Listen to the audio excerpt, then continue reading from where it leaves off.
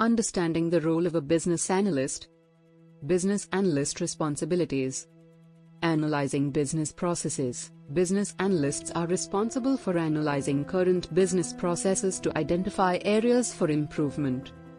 Eliciting and documenting requirements. They gather and document requirements from stakeholders to ensure that projects meet business objectives. Conducting gap analysis. Business analysts assess the gap between current and desired states to determine the necessary changes.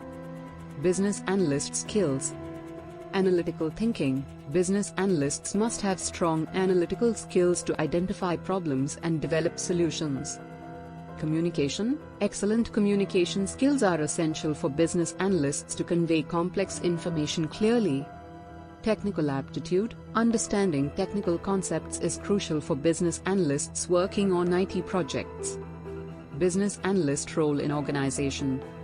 The role of a business analyst in an organization is to bridge the gap between business objectives and IT solutions.